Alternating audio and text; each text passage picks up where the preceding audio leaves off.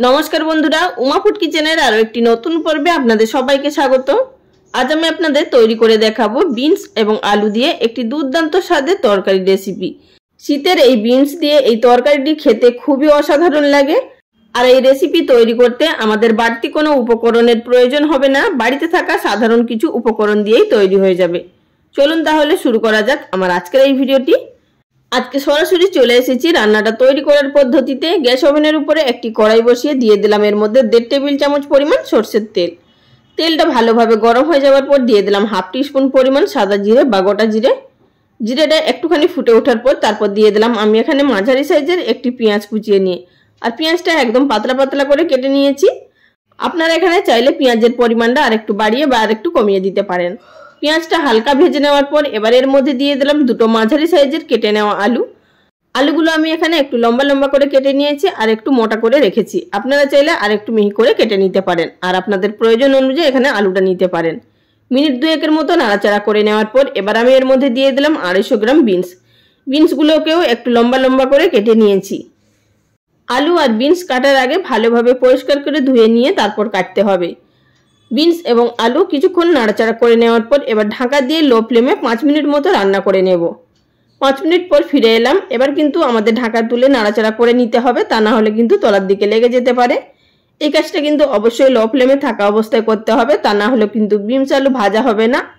আর পেঁয়াজটাকেও কিন্তু প্রথম অবস্থায় খুব বেশি কড়া করে ভাজা যাবে না, তা না হলে পেঁয়াজটা পুড়ে যাবে। অর্ধেকটা ভেজে নিয়ে বিনস আলু দেওয়ার পর বাদ বাকিটা বিনস আলু ভাজার সঙ্গে সঙ্গেই ভাজা হয়ে যাবে। তো এইভাবে যখন 50% মতো ভাজা হয়ে যাবে সেই পর্যায়ে আমি এর মধ্যে দিয়ে দিচ্ছি স্বাদ মতো নুন, আর দিয়ে দিচ্ছি 1/2 টিস্পুন পরিমাণ হলুদের গুঁড়ো। নুন হলুদটা দিয়ে ভালোভাবে নাড়াচাড়া করে মিশিয়ে নিতে হবে।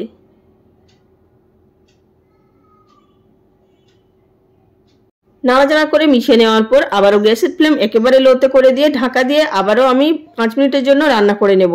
বন্ধুরা, এইভাবে যদি ঢাকা দিয়ে আমরা ভাজি তাহলে কিন্তু সবজিগুলো খুব সুন্দরভাবে ভাজা হয়ে যাবে। আর যদি মশলা ভেজে নেওয়ার পর বিনস আলু দিই তাহলে কিন্তু বিনস আলুর তরকারিটা পানসে লাগবে।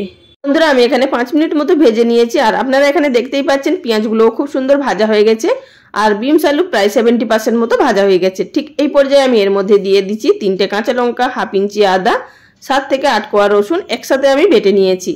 এবার এই মশলাটা দিয়ে দেওয়ার পর গ্যাসের ফ্লেম লো টু মিডিয়ামে থাকা অবস্থায় অনবরত নাড়াচাড়া করে যেতে হবে প্রায় 2 মিনিট মতো, বা যতক্ষণ না মশলাটা হালকা একটু দানা দানা ভাব আসছে ততক্ষণ অবধি আমাদের ভেজে নিতে হবে। ঠিক এই পর্যায়ে আমি এর মধ্যে দিয়ে দিলাম কিছুটা পরিমাণ মশলার বাটি ধুয়ে জল, দিয়ে ভালোভাবে নাড়াচাড়া করে মিশিয়ে নিলাম। এবার আমি এর মধ্যে এড করে দেব কিছু গুঁড়ো মশলা। দিয়ে দিলাম 1/2 টিস্পুন পরিমাণ জিরে গুঁড়ো, দিয়ে দিচ্ছি 1/2 টিস্পুন পরিমাণ কাশ্মীরি রেড চিলি পাউডার। এটি ঝালের জন্য নয়, এটি কালারের জন্য ব্যবহার করলাম। যেহেতু আমি এখানে কাঁচা লঙ্কা ব্যবহার করেছি আর ঝালের জন্য গুঁড়ো লঙ্কা ব্যবহার করছি না, আপনারা চাইলে ব্যবহার করতে পারেন। আর দিয়েছি 1/2 টিস্পুন পরিমাণ ধনে গুঁড়ো আর সামান্য পরিমাণ জল দিলাম। দিয়ে আবারও ভালোভাবে নাড়াচাড়া করে মশলাটা একটুখানি কষিয়ে নেব। বন্ধুরা, এছাড়াও আপনারা যদি তরকারির রেসিপি দেখতে চান আমার চ্যানেলে অলরেডি প্রচুর তরকারির রেসিপি আপলোড করা আছে, আপনারা চাইলে দেখে নিতে পারেন। আশা করছি আপনাদের সেই সমস্ত রেসিপিগুলো ভালো লাগবে। গুঁড়ো মশলাগুলো দিয়ে হালকা ভেজে নেওয়ার পর দিয়ে দিলাম এখানে একটি মাঝারি সাইজের টমেটো কুচি। টমেটো কুচিটা দিয়ে দেওয়ার পর আবারও নাড়াচাড়া করে মিশিয়ে নেব। আর এখানে বন্ধুরা আমি আর জল ব্যবহার করব না। এবার টমেটো থেকে যে জল বেরোবে এবং নুন দেওয়া আছে সবজির মধ্যে, ঢাকা দিয়েই সেই তরকারিগুলো পুরো সমস্ত সেদ্ধ হয়ে যাবে। বাদ বাকি মশলাটা যেটুকু ভাজতে বাকি ছিল এবং সবজিগুলো সেদ্ধ হতে যেটুকু বাকি ছিল, ঢাকা দিয়ে এইভাবে 5 মিনিট মতো আমি এটিকে কষিয়ে নিলাম। এর মধ্যেই কিন্তু খুব সুন্দরভাবে আমাদের রান্নাটা তৈরি হয়ে যাবে। আর আপনারা যদি এইভাবে একটু কষা কষা খেতে পছন্দ করেন এই পর্যায়ে কিন্তু নামিয়ে নিতে পারেন। এখানে দেখতেই পাচ্ছেন আলু এবং সবজি খুব সুন্দরভাবে সেদ্ধ হয়ে গেছে। এই পর্যায়ে আমি এর মধ্যে এড করে দিচ্ছি গ্রেভির জন্য কিছুটা পরিমাণ গরম জল। এখানে আমি 1/2 কাপ পরিমাণ জল ব্যবহার করলাম, যেহেতু আমি এখানে খুব বেশি গ্রেভি রাখবো না।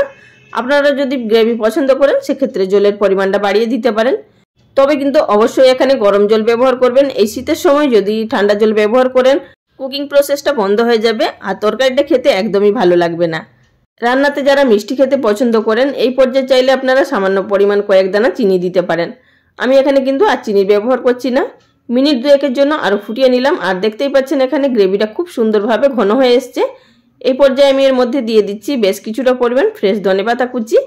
আর আপনারা চাইলে এখানে গরম মশলার গুঁড়োও ব্যবহার করতে পারেন, তবে আমি এখানে আর গরম মশলার গুঁড়ো ব্যবহার করছি না। আবার এটিকে নাড়াচাড়া করে মিশিয়ে নেব। এর মধ্যে আর কোনো কিছু উপকরণ এড করার প্রয়োজন নেই। এতেই কিন্তু এই রেসিপি খেতে দুর্দান্ত লাগবে বন্ধুরা। আপনারা অবশ্যই এই শীতের সময় এই তরকারি অন্তত একবার হলেও তৈরি করে খান। আমি আপনাদের কথা দিচ্ছি এই সাধারণ রেসিপিটি খেতে অসাধারণ লাগবে। আমাদের এই রেসিপি সম্পূর্ণ তৈরি। এবার গ্যাসের ফ্লেম বন্ধ করে দিয়ে ঢাকা দিয়ে কিছুক্ষণের জন্য স্ট্যান্ডিং টাইমে রেখে দেব। তারপর একটি প্লেটের মধ্যে সার্ভ করে নিয়েছি। বন্ধুরা, আমার আজকের এই ভিডিওটি যদি আপনাদের ভালো লেগে থাকে অবশ্যই লাইক কমেন্ট করে জানাবেন। আজ এই পর্যন্ত, সবাই ভালো থাকবেন। নমস্কার।